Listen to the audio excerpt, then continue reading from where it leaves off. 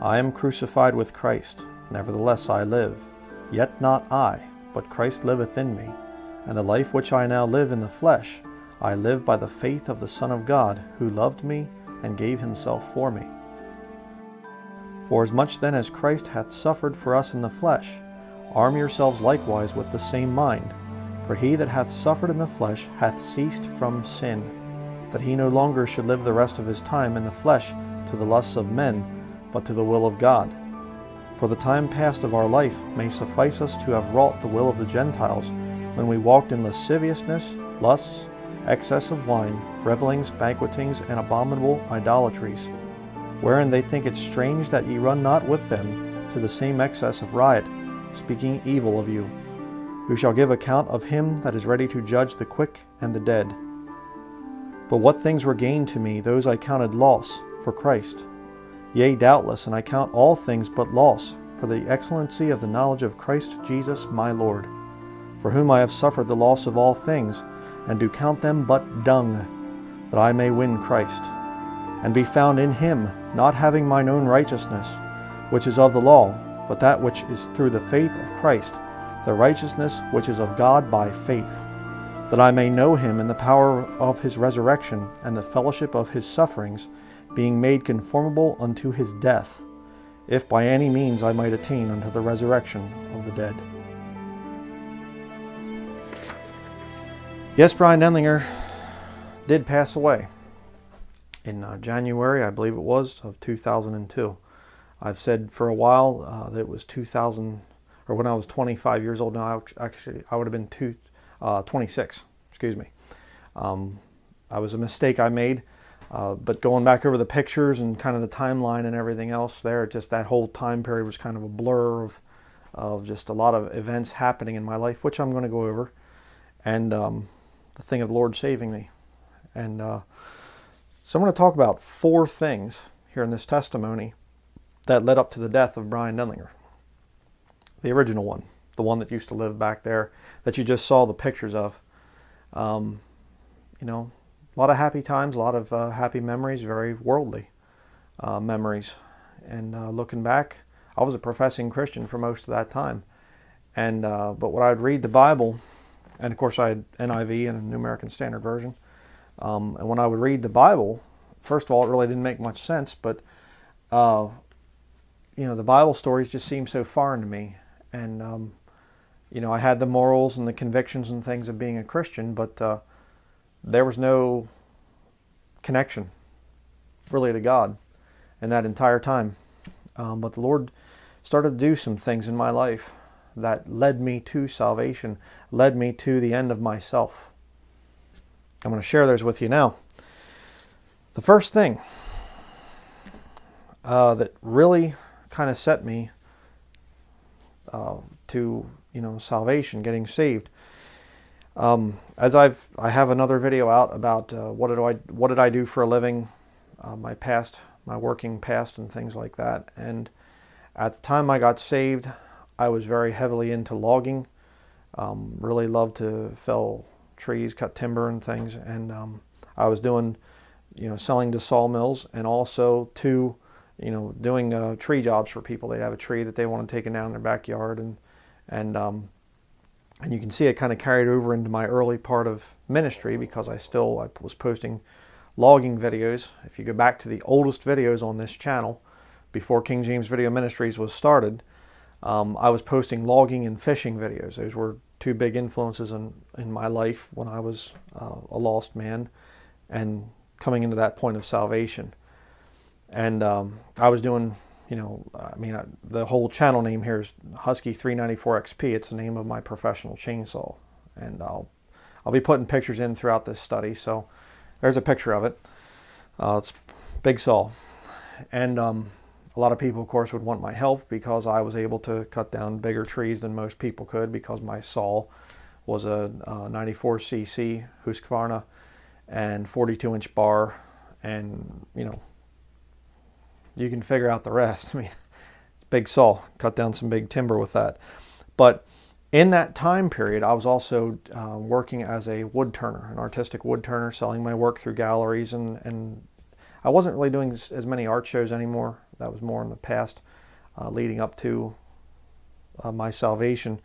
But for years and years and years, as a wood turner, I struggled with the thing of trying to find the perfect finish for my work. And of course, there's different glosses and things like that. Sometimes you make a wooden bowl or a other wood turn thing, and a high gloss finish doesn't look quite right on it. You want more of a oil type of a finish. But I kept getting frustrated because so many of my finishes, they weren't very tough. I would have a oil and a wax finish, and it would get spotted if you walked outside with it and there'd get some rain on it or something, it would spot the finish. And the high gloss stuff was good, but sometimes it wasn't food safe, and there was a lot of issues, and I was always struggling with this thing of finding the right finish because I wanted my work to last for many, many generations. Again, as a professing Christian, I had no concept of the times in which we lived. If you'd have said to me the end times, or in the end times, I'd have said, huh? I had no idea. Church going, the whole thing, professing that I had been saved when I was 8 years old in Sunday school, and yet I had no idea that we're living in the end times. And I just thought, well, I want my work to be there for people, 300 years from now. Just no clue about the time in which I was living. And I had also was studying a lot of, starting to study some of the old ways of doing things. Lord showed me some of that. And so I started to study old woodworking techniques and things, because trying to find this perfect finish. How did people do things in the past? Because obviously if you want to find something that lasted for 100 years, well, what do? You go back a few hundred years ago and study what people were doing, woodworking, woodworkers were doing back then. Are their pieces still around? What were they putting on them? So that was my thought. So I got into the thing of post and beam construction. Timber framing is another way to say it, where you have the big beams and you have these wooden pegs holding mortise and tenon joints together and things. And these barns were many down in Lancaster County, Pennsylvania, where I grew up, and there were many of these barns standing for 200-300 years, and no bolts holding anything together, no screws holding anything together, steel plates or wooden frames held together with mortise and tenons and pegs through them, and they just stand. And I'd been in them, there's structures that my ancestors built down in Lancaster County, and they're still standing, 200-300 years later. And you walk into the thing and you walk on the floor, there's no bounce to the floor, there's no squeakiness. These things are rock solid. You walk into them on a windy day and you can't even hear the building creaking. And so I became fascinated with that, started to study it, and I got called to do a logging job at Sides Mill Road, I think it was called. And there was an old mill down there, and there was an older woman that she had it, and she was in and out of a nursing home, so she'd live at the old mill, and then she'd live at this nursing home. And the mill had really fallen apart, and a lot of teenagers were vandalizing it when she wasn't living there, and they vandalized it and they burnt part of the mill. So my older brother was there doing construction, and with his company that he worked with, and they were trying to fix this thing up and rebuild the roof and everything else. And there was the mill, and then back behind it there was an old barn. And this barn, I forget the year, but it was sometime in the 18th century, sometime in the 1700s, that this barn had been built. And the whole one section had caved in on this old barn. And so I was there to cut some. There was a guy that was felling timber down there, another logger, and he wanted to know if I could come and help with some of the different work there. And ironically, I couldn't help him with some of the trees he wanted felled, because they were like on these real steep banks, and I was like, I'm not climbing the trees and topping them. And some of the work he wanted, I said, no, can't do it. But probably about a month after I talked to him down there, he was actually killed on that job, cutting timber, felling trees uphill. One of them slid right back over the stump. He wasn't getting out from behind the stump. You walk at a 45-degree angle away from the stump, and he just was standing behind the stump. The tree went boom and hit right up over the stump, and he was using conventional too, which is the angle cut up like this, not the Humboldt, which is down. So that doesn't help it to stay on the stump. if you understand some logging stuff there. And so he felt it up over the stump and slid right down and just hit him in the chest and drove him down the hill. And these are big, like tulip poplar trees that were like, you know, probably 3 to 4 feet in diameter, you know, 80, 90 feet tall. There's some really big timber down there. Boom, hit him, drove him down about, I forget what it was, 10 or 12 feet, just like a big ramrod smashing him down the hill. And he died on the way to the hospital. And professing Christian, I don't know if he was genuinely saved or not. I didn't understand any of that back in those years. But there was this old barn. And I remember I walked into the thing, and you know, I'm looking around, and it was, I mean, there's some sloppy built timber frames that I've seen where the joints are not very tight and whatever else, and they're just, you could tell somebody really didn't know what they were doing. Or they'll deconstruct an old barn that was built correctly by an old craftsman, and then they try to reconstruct it, and they don't do a very good job. The Amish are very sloppy with that. But this barn was like textbook beautiful. All the joints were tight. I mean, the mortises and the tenons and the, you know, just the knee braces and the trusses, and I mean, it was beautiful. And the whole reason that part of it caved in was because the roof had a leak in it, and this old woman didn't care, and she let the water just come in there, and it finally rotted the beam and some of the beams, and down it came. And part of the barn was laying there that had fallen down. The one wall had fallen down, and the thing's still standing, even though a whole wall was down.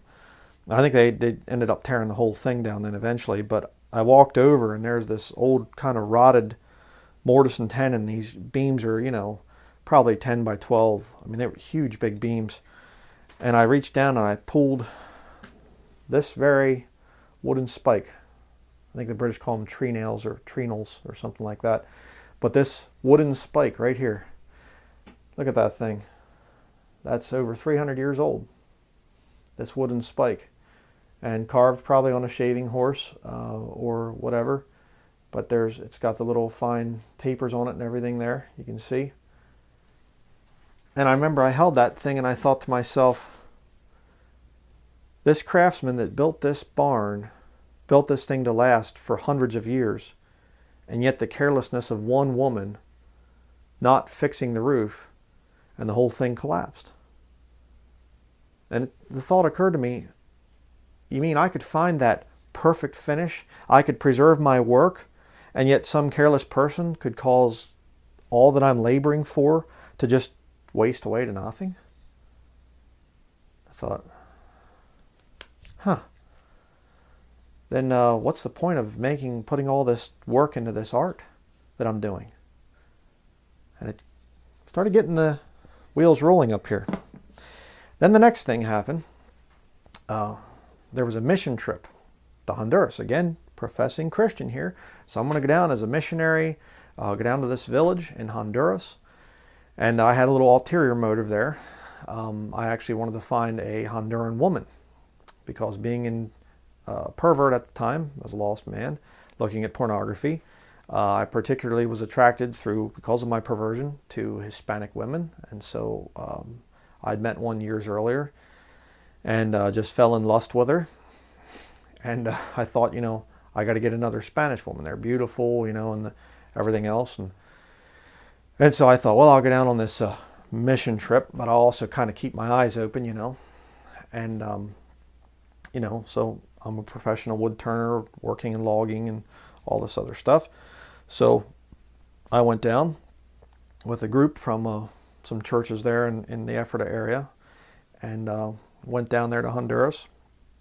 And we stayed in a town called La Acequia. It's not too far from San Pedro Sula, which is the capital of Honduras. And this La Acequia is basically a plantation town. I think it was Dole that has all these banana plantations, huge, just hundreds of acres of them, you know. And then they have these little towns where they'll employ the people in the town to go work in the fields, and they pay them almost nothing. It's an insult. I mean, it's just terrible. And the living conditions were just really, really bad. I mean, dirt floors in these little huts. I remember there was division walls, you know, dividing walls inside these little huts. And the hut's probably the size of this my ministry office here, which is not a very big room, probably maybe 10 feet this way, maybe 12 feet that way. And that's what people were living in, whole families. And they'd have a dividing wall that was built. They'd just put sticks up and then they'd cover it with newspaper. And so many of the houses, these little huts, you go in there and there's just, you can see just holes, termites just eating these houses, and children running around, little children, no diapers on or anything, just run around. If you pee or poop, well, that's where you go. People down doing laundry in the river that ran through the town. They're doing laundry, and over here somebody's septic system is going into the same river, and there's children swimming in the river downstream from where the septic goes in, and just crazy. And we were going around door to door to these different little huts, and they would, we had a guy there, Edgardo Paz. He was raised in that little village. His mother still lived there, and he had a lot of siblings there living there. And Pazes were friends of my family, and so we'd gone down and with them, and we'd go around, and they would interpret, and we'd carry these little hygiene bags with toothpaste and like Neosporin and things like that, some Band-Aids and soap and whatever little things they needed. And then you'd give them this thing, and then you'd share a little gospel message with them or whatever. And again, it really started to shake me up. And I started thinking to myself, here I am, back in America, I'm in all these, big high-end art galleries and things, and rubbing shoulders with the rich and famous and the elites and things like this, making work for them. And I mean, the one time I had a call from a museum, and they wanted some more information on one of the pieces that I had made years earlier, a big wooden burl carving. I'll put pictures of it up. And I mean, so I had my work in museums and big art galleries and things all across America. And here I am, I'm this guy, and I'm like thinking already I have this story in the back of my mind of things falling apart. And then I'm down here and I'm going, okay, what is the point of me as this guy making, rich people richer? Not only is my work not guaranteed to be preserved for hundreds of years out into the future, but what's the point of me making this stuff to just, because money was a big motivation in my life. I remember I was at the Wood Turning Center in Philadelphia the one time. Albert Lakoff was the head of it at that time. I don't know who it is now, or if he's still doing it, or I have no idea. I've been out of the wood turning world for a long time. But I remember he asked me, he said, what's your motivation? What's your inspiration? And I said, making money. And it was, because, I'm thinking, hey, I can make a wooden bowl and in an hour get the bowl done, and I can sell it for $400 or $500 in an art gallery. And there were times, of course, that I did that. Other times pieces, they'd take longer to sell and things. But, and I thought, I know the process by which you become a, bigger artist and things. Your work has to get better and better, and mine was. And you get into the better galleries, you get into the better shows, you make the right contacts and whatever. And so that was, that's the direction I'm supposed to be heading in. Bigger and better, more money, all that other stuff. And I'm down here living for 3 weeks. I was down there in Honduras, and I'm looking at this poverty all around me. And again, I'm just going, how can I justify this? How can I, in my mind, justify my life? What is my life about? Making rich people richer?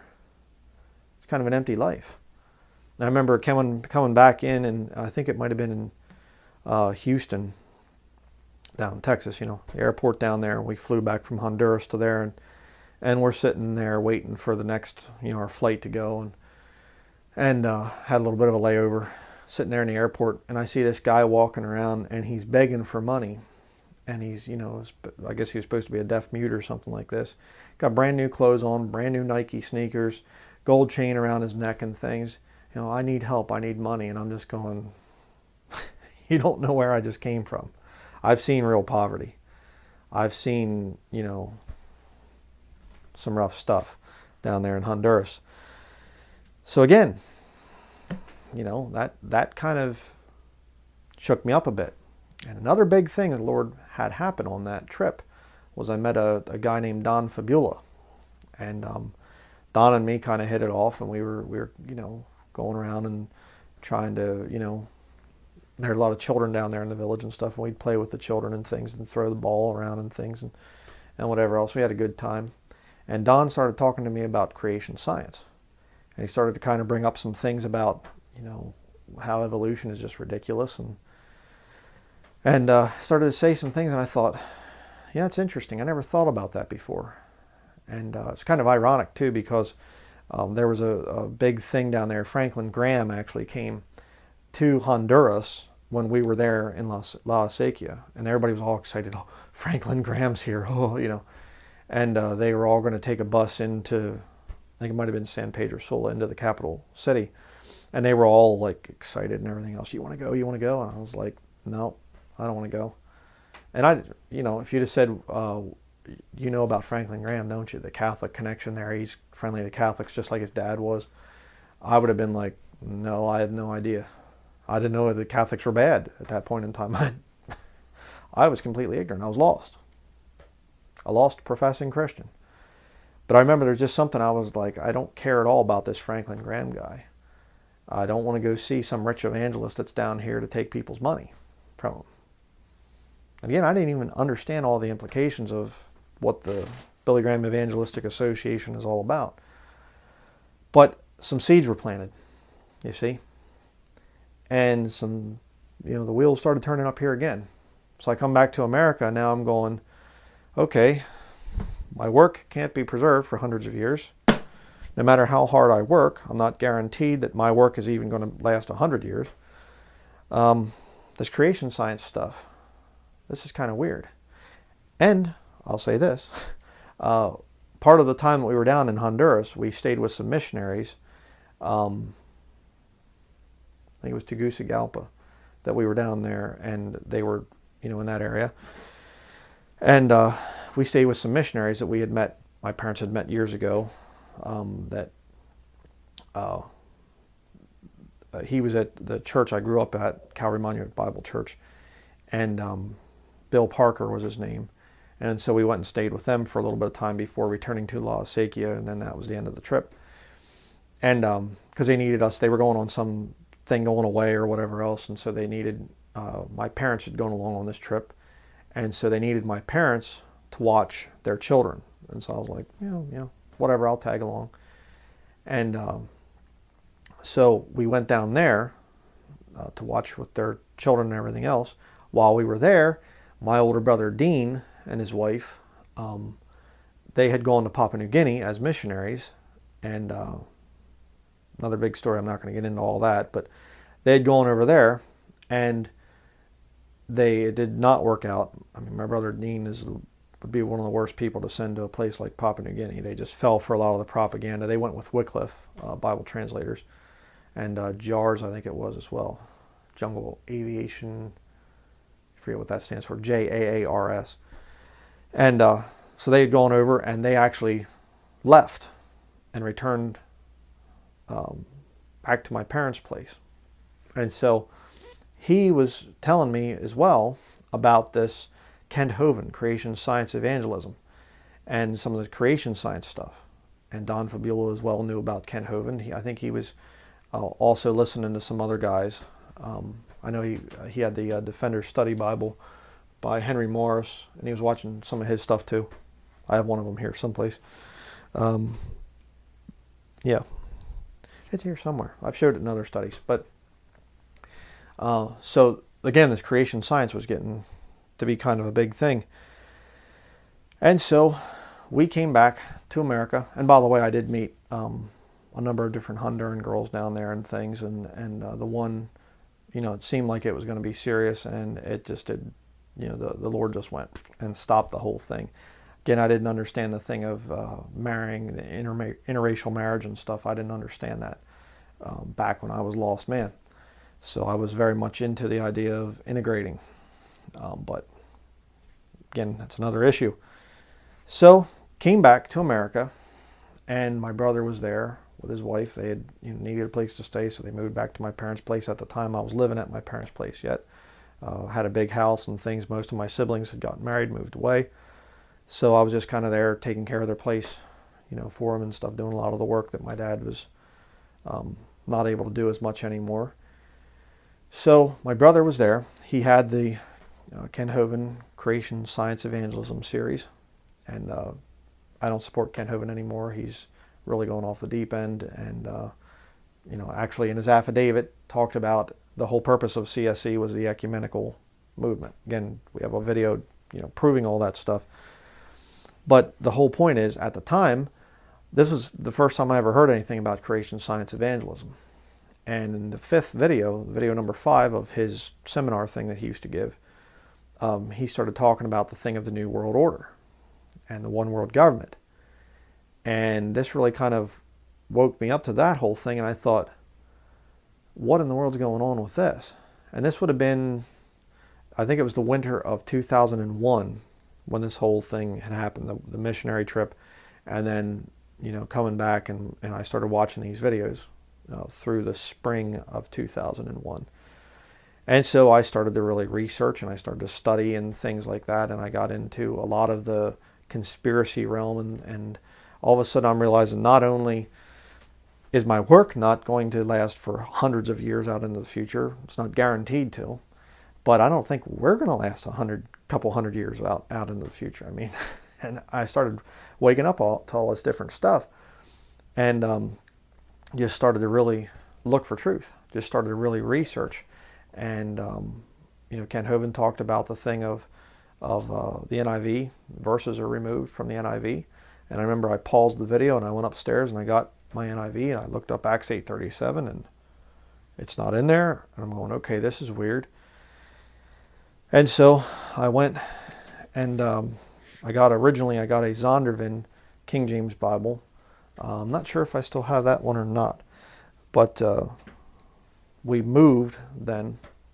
We had I moved with my parents up to Kleinfeldersville, a place there, and we were, I was staying there, and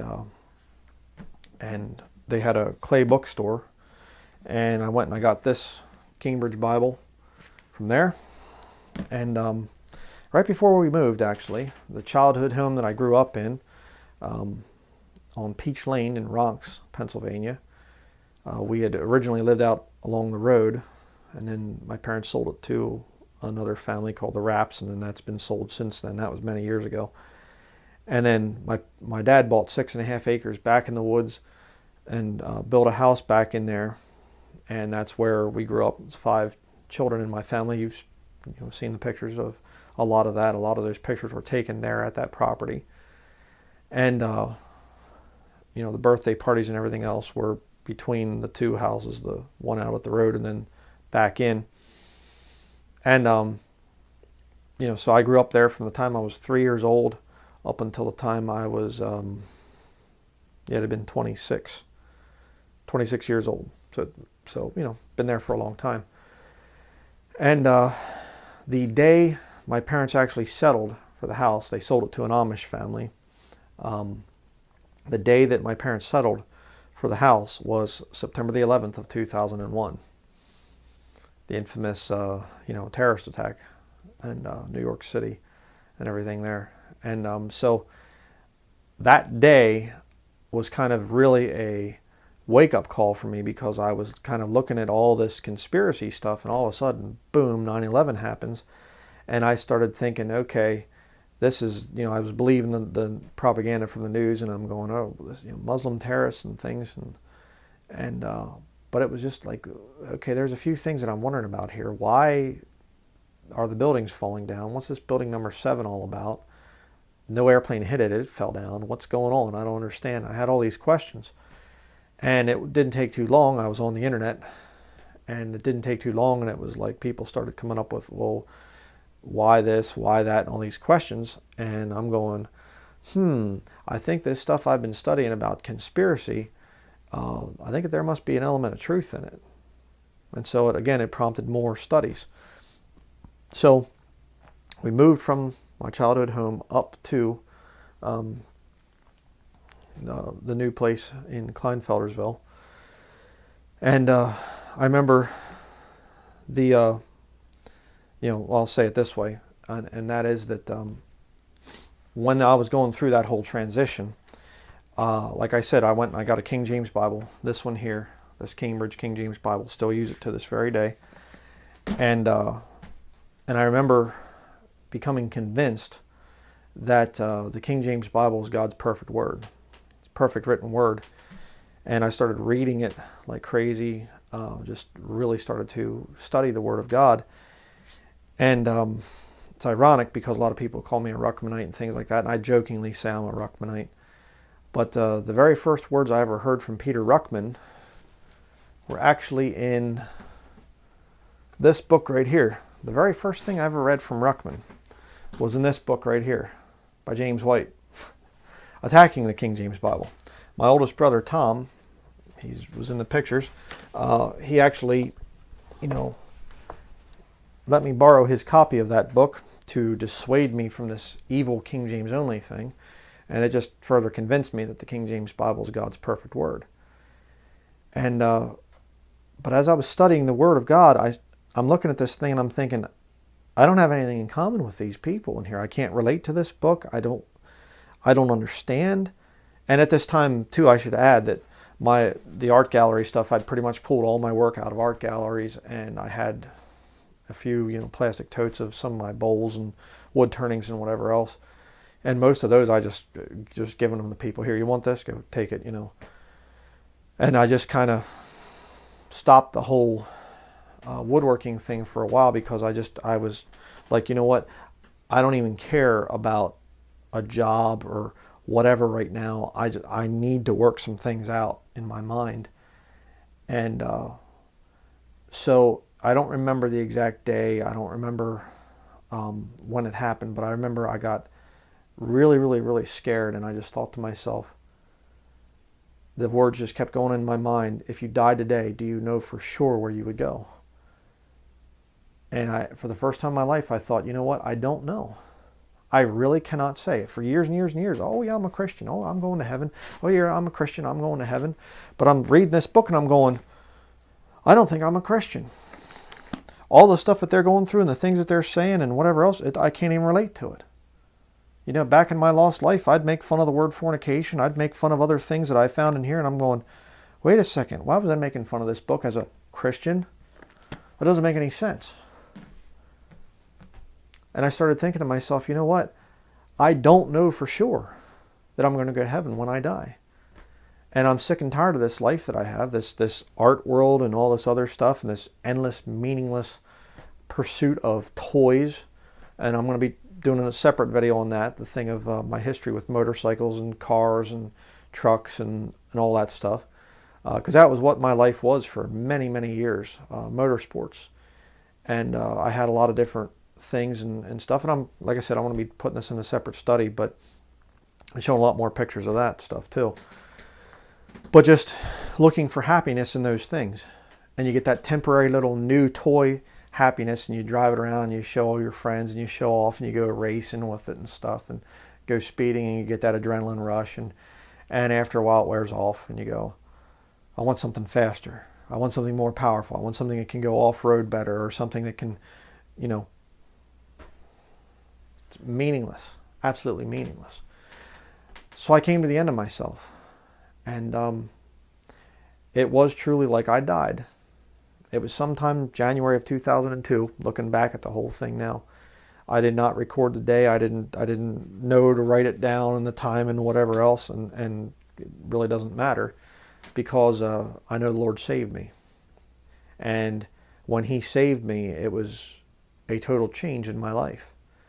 And all of a sudden, I was a cool uncle. I'd take my nephews and things for a ride in my Corvette, and I'd come in on my Ninja ZX11 I had back at the time. It was the fastest bike on the road back when I had it. The Hayabusa came out after that, and then there's other bikes now. But at the time it was like the king of the road.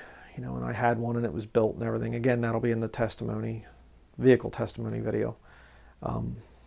lessons learned from that whole lifestyle. But, you know, I was a cool uncle. I was really cool. And all of a sudden, Uncle Bryan doesn't have the motorcycles anymore, and Uncle Bryan doesn't care about the motorcycles anymore. All he wants to do is just talk about this book. And all he does is spends his money on books and videos. I don't have my videos here right now, most of them, but, you know, all this stuff here and everything else. And just learning and learning and studying and studying and studying.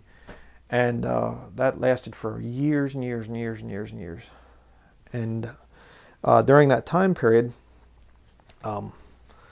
my parents had been looking for a good church to go to, and we were, there's Brubaker Valley Road, I think, near Lidditz, Pennsylvania, and not too far from Kleinfeldersville. And I remember we were driving along, and I see this Cornerstone Baptist Church, and I'm thinking, hey, at the time I'm thinking Ken Hovind's a Baptist, Sam Gipp's a Baptist, Peter Ruckman's a Baptist. All these different guys I'm studying, they're Baptists. So I'm like, oh, praise the Lord. Baptists are Baptists. They're all Bible believing, King James Bible believing, the whole deal. You know, a little ignorant. So I'm thinking, you know, I said to my parents, hey, why don't you go visit that place? You know, it's a Baptist church. And they were like, well, you know, I've heard bad things about the Baptists. Ah, come on, just go. So they went, they checked it out, and I was still kind of doing my study thing. And so they came back, oh yeah, it's really good and everything else. And so I decided I would go visit with them sometime. And so I went. I remember first time I went, I had jeans on and just sneakers, and I had like somewhat of just a, you know, collared shirt, like a lot of what I wear in my videos now. And I just was, you know, devouring as much as I could on the Bible and everything else. And so it didn't take me real long, and I started saying, you know what, I think I need to be wearing a suit and tie. So I went on full-on Baptist, independent fundamental Baptist. A lot of those old videos are still around here on my channel. I'm not going to delete things and try to cover up what I've done in my past and things I now disagree with. You look at this ministry, you'll see the process of sanctification the Lord's done in my life. So, you know, I went out and I got this. I went to Goodwill. Bought it. My first suit jacket was $4. You know, I was all excited. You know, well, I got a suit jacket, and I think my dad had a tie or so, or whatever else that I could borrow, and or maybe it was my grandfather. I think he might have had one, and I was excited about that. And then I saw these, you know, ties with like the 10 Commandments on. Again, watch my oldest videos. You'll see me with these ties on. So I was all excited. You know, I got into dress shirts and dress pants, and I got a new pair of logging boots. You know, because I was still doing some logging on the side. I got a new nice pair of black logging boots. I still think I still have those. But I'll tell you why I don't wear them in the future in another video. But, you know, so I'm all excited, you know. I'm looking like a real militant Baptist here, and kept my beard trimmed real short, you know, and real perfectly trimmed and everything else. Watch the old videos. And, you know, I'm there, and the pastor of Cornerstone Baptist Church was a man named Dr. Arnold Killinger. He was a PhD from, was it Tennessee Temple or Dallas Theological Seminary? I can't remember which one of the two, but he was a PhD, and you know, I was talking to him about the Bible version issue because I'm just so excited and things, and I'm bringing in my materials and I'm showing him things, and I remember these were two of the ones I showed him right here. Early manuscripts in the Authorized Version, and early church fathers in the Authorized Version, both by Dr. Jack Mormon. There you go, right there. And I remember I showed these to Dr. Killinger, and you know, and I was just going over some of this stuff, and did you know this, and did you know that, you know, and this, you know, fairly young guy. I was, you know, at that time I would have been, birthday's in July, as you saw at the beginning there, so I might have been 27 or so at that point in time.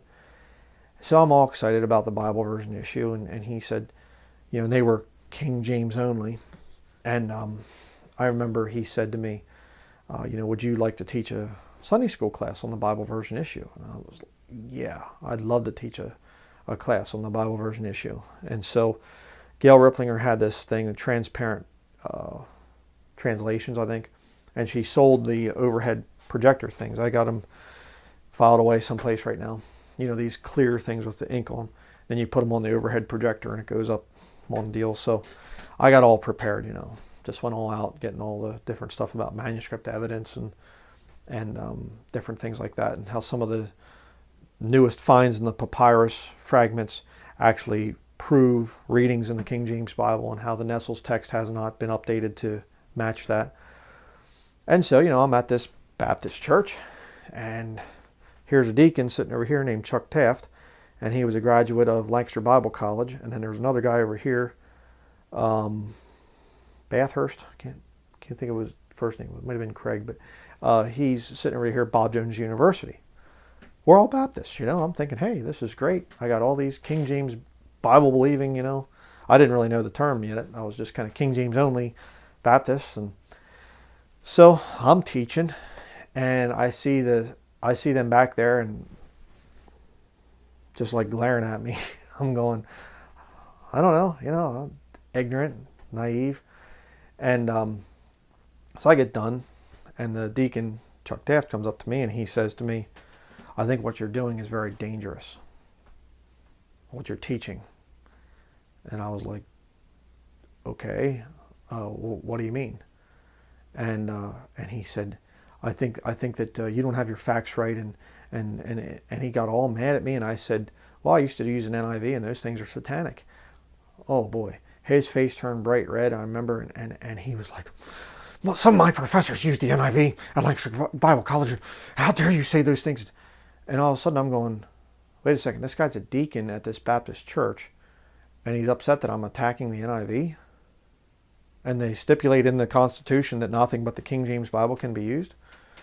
You know? Starting to get a little bit of an education, in other words. So, I was supposed to do, I think, 4 weeks of this teaching on this Bible version issue. And the 4th week, I became aware that Chuck Taft was putting pressure on Arnold Killinger. And right in the middle of my study, I was trying to talk about why I believe the King James Bible is God's perfect word. And my outline is actually in my About Us thing on KingJamesVideoMinistries.com. So you can actually see the outline of what I was teaching that Sunday morning. That's where it came from. There's notes that I wrote there. And right, you know, in the middle of what I'm saying, Arnold Killinger puts his hand up. He says, yeah, I just want to make a point, though, to everybody that's gathered here. The King James Bible is just a translation. It is not God's perfect word. I mean, you talk about, you know, just kind of making an issue there. And I'm going, okay, this is not good. You know, how can I finish what I'm saying here? Because that's what I'm leading up to, that it's God's perfect word, and you can rely on it. So I'm like, oh boy, this isn't too great. Okay, well, it's one bad Baptist church. The others are fine. Well, naive. So the one Sunday, I went home, and there was a paper and things, whatever, local newspaper, and I see this Bryan Bible Church ad, and it says King James only, old-fashioned, old-time, blah, blah. And I thought, okay, well, I'll go check that out. So went to Bryan Bible Church. The pastor is named Kelly Sensenig. I actually have a video debunking letters back and forth between myself and him, so you can tell where that one went. But I go there, and he had, I think it was, I can't remember the exact number, but I think like 60,000 some books or something crazy. I mean, or 40,000, or it was ridiculous. I mean, the library this guy had, all these books. You go down the church basement, and it's just bookshelves. Just, you know, you think this is a lot of books. This is nothing. And all these books, you know, and you know, ever learning yet never able to come to the knowledge of the truth. And by the way, I should add, before I got saved, one time I walked out of my wood shop at night, and I looked up to heaven, and I said, God, I know you're there, I know you're real, and I just want wisdom. Forgot to add that little detail in there. James chapter 1, verse 7 talks about, if any of you lack wisdom, let him ask of God, that giveth to all men liberally and upbraideth not. I couldn't have quoted that to save my life, but I asked God for wisdom. It just reminded me of that thing there. But you had this Kelly Sensenig guy, And so I'm going there, and it seemed conservative, a little bit more conservative than Cornerstone Baptist. More people in suits and ties. I thought, well, this is good. This is more reverence and the whole thing. And again, started talking to him about the Bible version issue and about some of the other conspiracy things and whatever that Lord was showing me some things there. And whenever I'd written a little booklet. I don't think I have a copy of it here right now, but I wrote this little booklet on the Bible version issue. Printed it out myself on a computer, folded the pages over and stapled it and everything. Then I got into some of the conspiracy stuff in there about the New King James and they using the trichetro on the front, this witchcraft three-pointed star. And so he said, yeah, I'd like to talk to you about your booklet sometime. Could you come over to my house? He lived in Lincoln outside of Ephrata. So, yeah, sure, that's great. I'm all excited, because I'm, into the church thing, the church structure deal. And so I go over there, and he's kind of laughing and snickering, kind of like, yeah, I know you mean well and everything, but, a lot of what you're saying here, it doesn't really line up with the Greek and things. And I've seen that the Strong's, Greek and everything else, it's, some of your definitions are a little bit wrong and stuff. And I said, yeah, but the Strong's Greek doesn't come from the Textus Receptus. Hodges and Farstad, that's their text.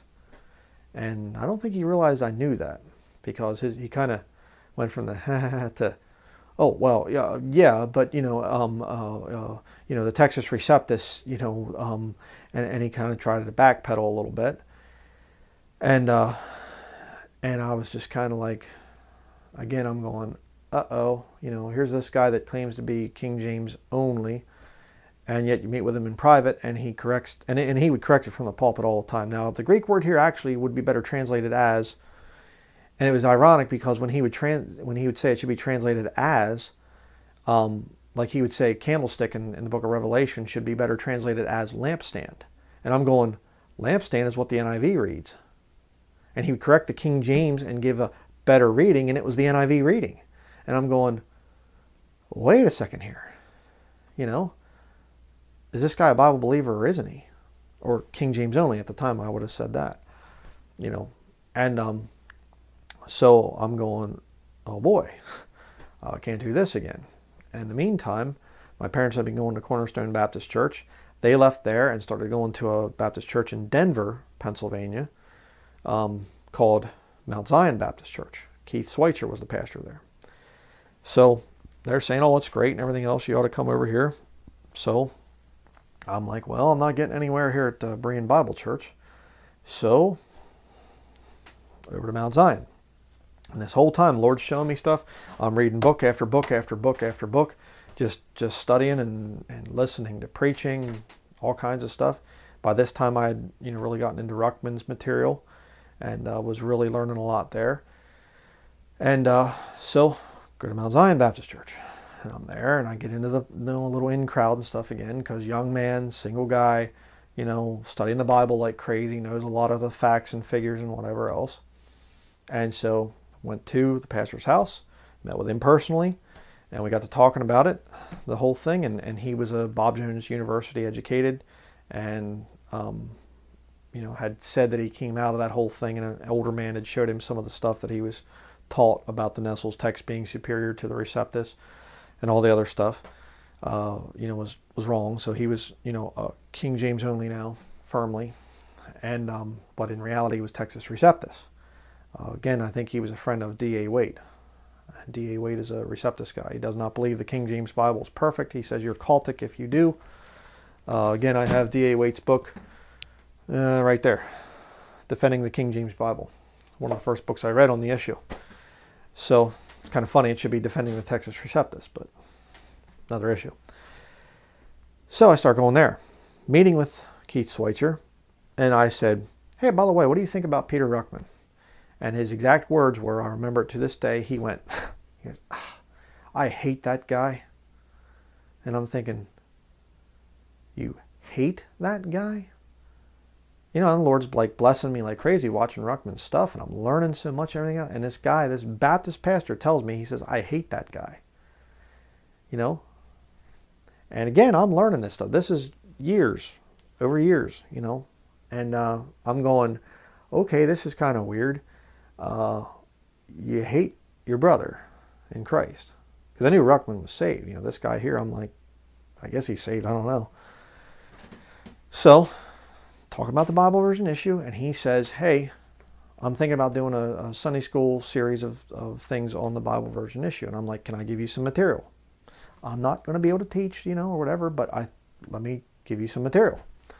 Yeah, sure, that'd be great and everything. So I get a bunch of my new versions, and I mark the pages where he can show and read the verses, you know, read how crazy these translations are. And I said, do you want to borrow my Nestle's text? No, I have one. Okay, fine. Do you want to, you know, borrow this, borrow that? And here's, you know, I have an original revised version from 1881. I have a American Standard Version. It's not the 1901. I think it's a second edition, like 1923 or something like that. I've showed those in other studies. You know, what do you need? I'll provide you with all you need. And I remember I said to him, I said, if I can just give you some advice, Pastor, don't get into the real technical details, the cursive versus unseal and minuscule, majuscule, all that. Just leave that stuff there away. Get it to the people that these are different Bibles from different parts of the world. Alexandrian versus Antioch, you know, Syrian, the Receptus. Alexandrian is the Catholic one and stuff like that. Yeah, I agree with you. I think that'd be good. First week shows up, and he starts going off on cursives and unseals and all this other stuff and whatever.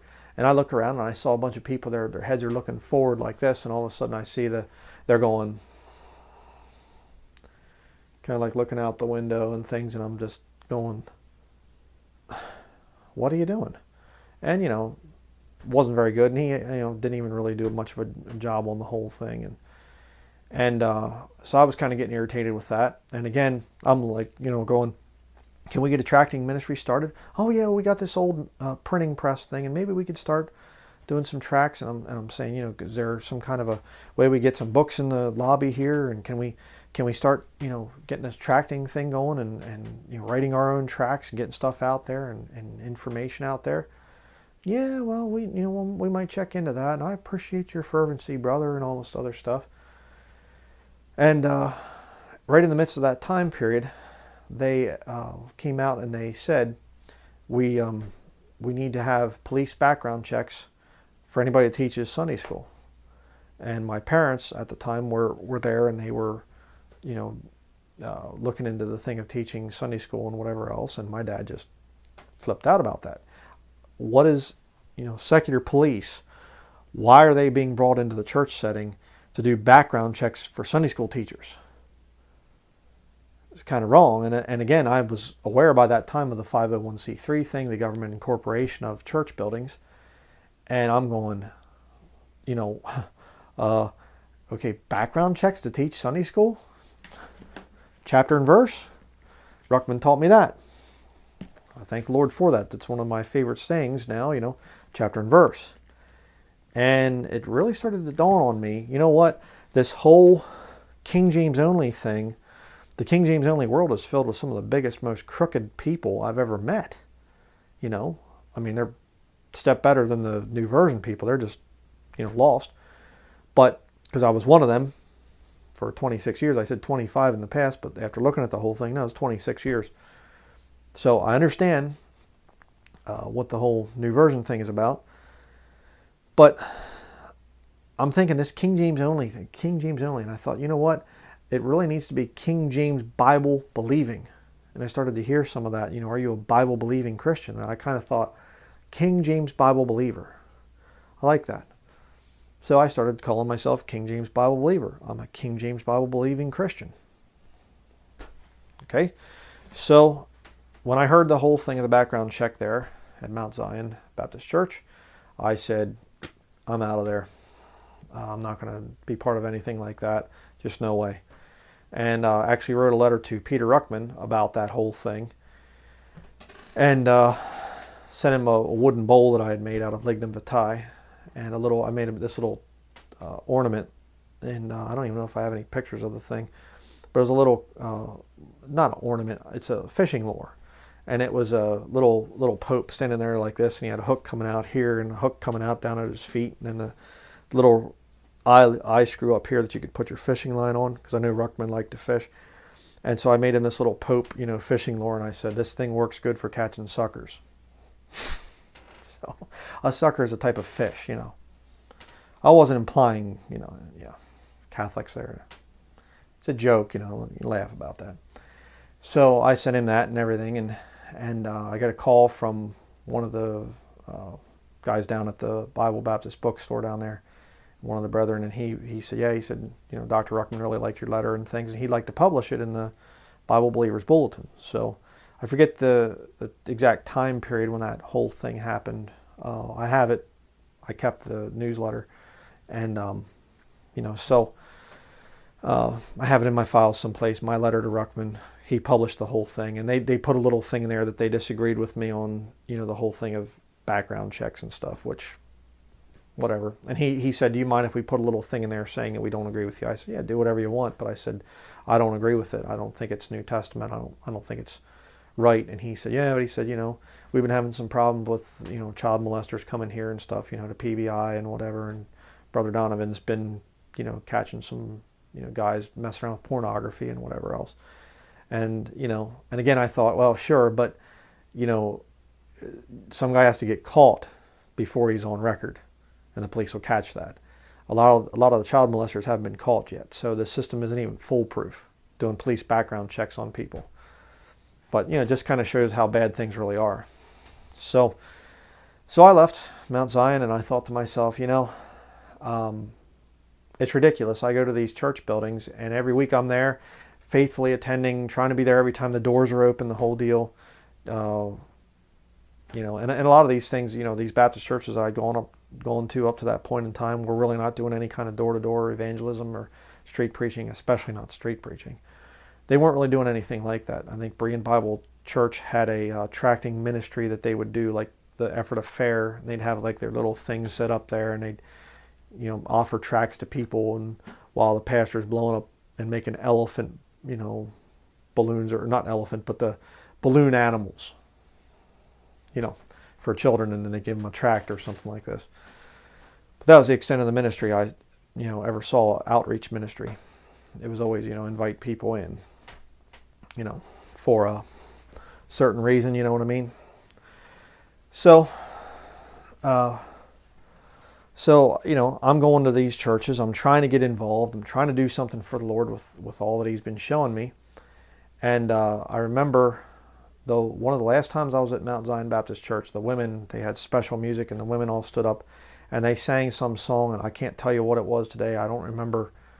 I never heard it before. And it was about God looking for a champion or something like this, a man to go out and fight for Him and go out there where nobody else was willing to go. And I started crying, and I was just like, I'm here trying so hard to find some pastor that I can be under his authority and do, he can just kind of direct me and study this, and we'll write a tract on that and do. And it was the first time the Lord kind of went down out of heaven and put His finger, boom, on my head and said, you do it. Don't be going and hiding behind these church buildings and these pastors and whatever else. And I'm going, me? You want me to be in ministry? No, you're confused, And it was just, you do it. I heard that song, and it was just, well, I don't know if I can be a champion for you, Lord, but I'll try. And I'm not learning anything going to this church building stuff, so I think I'm just going to go home, and I'm just going to spend what money I have, and I'm going to get as many Ruckman videos as I can, and as many other videos as I can, and reading books from the past, and heroes of the faith, and just as much stuff as I can get crammed into my brain. I'm going to learn as much as I can. And it was about a year, I think, that I didn't go to any church building. And I was just doing little odd jobs here and there, cutting firewood. There's somebody needs a tree cut down or whatever else. Or I really was not making very much money at that point in time. I was just obsessed with the Word of God.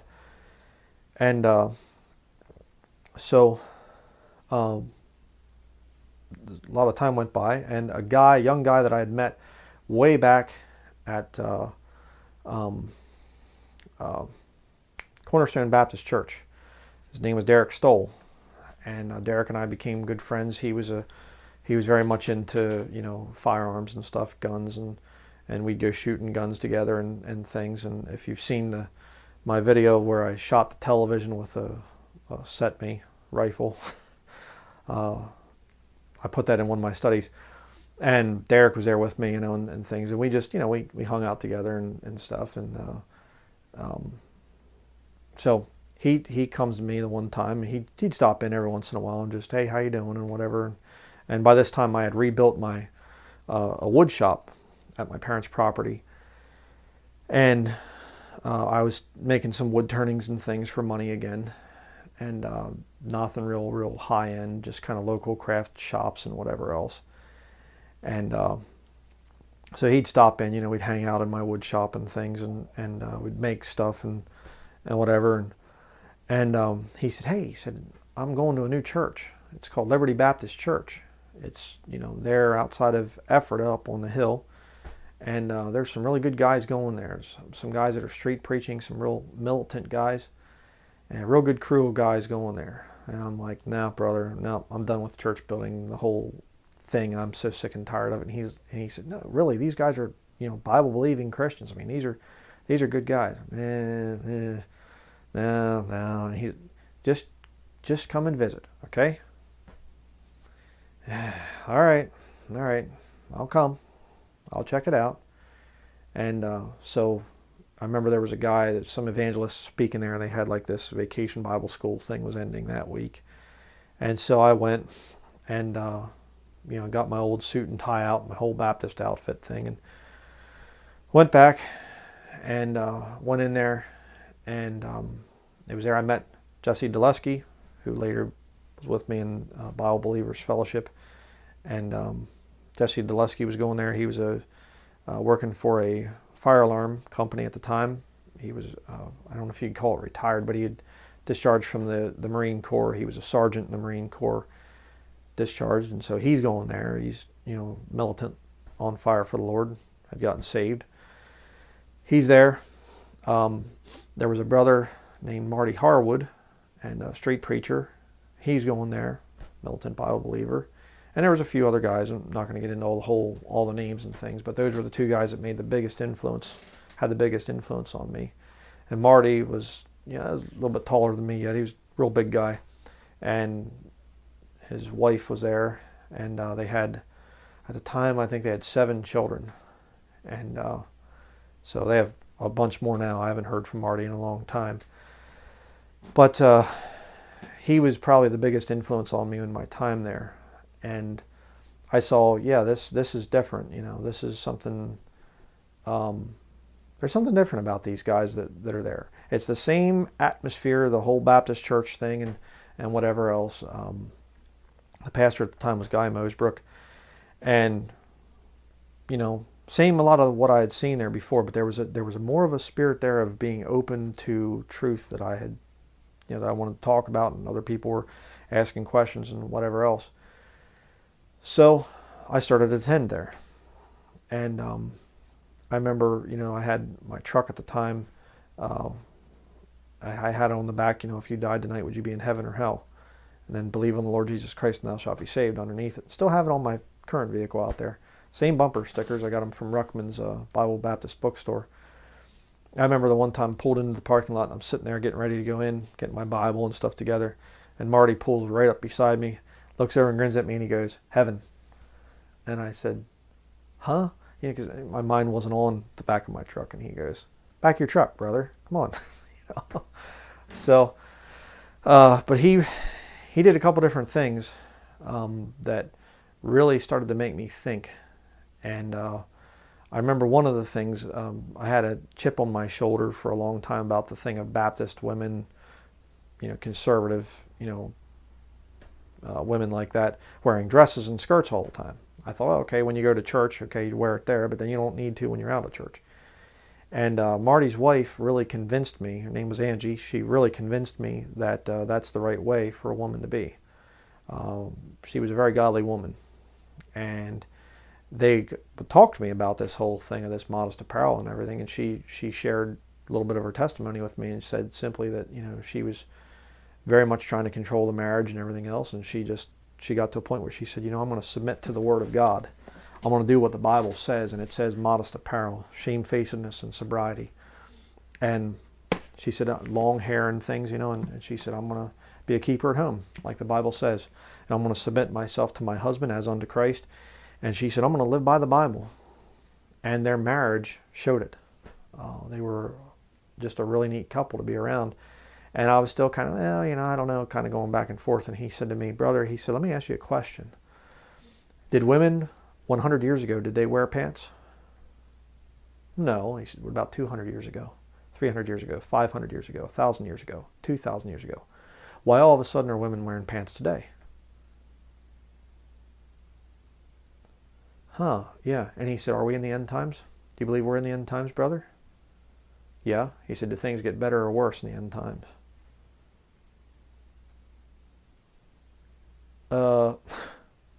Didn't know what to say to that. And so that was a big thing he convinced me in. The thing of modest apparel for women, and just the thing of seeing what a biblical wife is all about. And I remember he told me, he said, we're really praying that God brings you a Bible-believing wife. And that was many, many years before I met Catherine. And, I had no idea. I mean, I was a single guy at the time. And so his prayer was answered. But another thing that Marty did for me was the one week he said, hey, we're going to be out street preaching. I have a friend of mine coming named James Lyman. And if you've seen any of James Lyman's videos on YouTube, he's a pretty strong character. And so I wasn't there. I didn't go out to the door-to-door thing. It was fairly early on when I was starting to go there.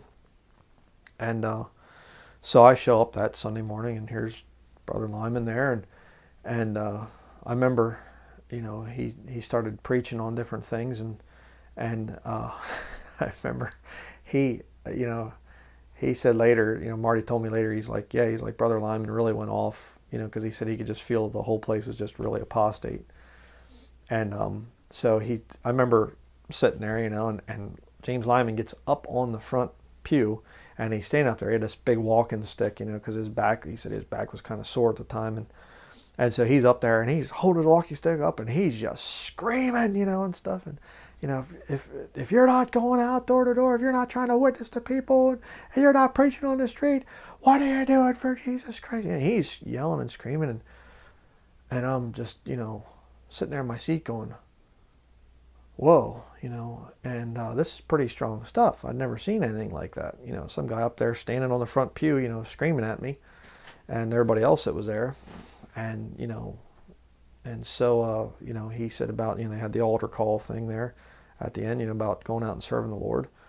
So that was the first time I ever responded to one of them things.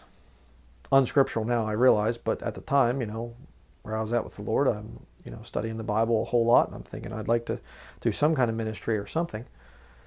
So I went forward and I knelt down and, Lord, I'm sorry. I want to be more active in trying to be a better soul winner and the whole deal. And so, and the whole purpose was rededicate yourself here, and you come out and do the door-to-door thing. And I mean, it was a whole bunch of men went forward that Sunday. And so the next week, Saturday morning, go out door-to-door, show up such and such time. So I'm thinking, man, it's going to be like a whole bunch of people going. So I show up the next week. I was the only one of the people that went forward there. None of the other guys that went forward came out to the whole thing. Again, look out for that altar call stuff. So I started going door to door. Faithfully, the whole deal. Suit and tie, going out. And a lot of times I'd team up with Brother Jesse Deleski, and we'd go and we'd knock on doors. And it wasn't a, would you like to come to Liberty Baptist Church, thing. That was at the end. And Brother Jesse really had a heart for really wanting to see people get saved. And so he'd go through the thing of, if you died tonight, do you know for sure where you would go? And, I think I'd go to heaven. How do you know that? And, there was no, let's just lead you in this little prayer. Would you be willing to say this prayer and pressure them into the thing? Nope. If there's no conviction of sin, I'll offer them some literature. They don't take it, say, okay, have a nice day. Go on to the next place. And we knocked on hundreds of doors, doing the whole Baptist thing of the Jack Hyles method, which I found out later Liberty Baptist Church was actually a spin-off of, it was a Hyles church. Jack Hyles had actually preached in the pulpit there, which I thought was cool at the time. I'm preaching in a pulpit that Jack Hyles once stood in. Oh, little did I know. And Jerry Falwell, too, had been there back in its glory days. And so, we're going there.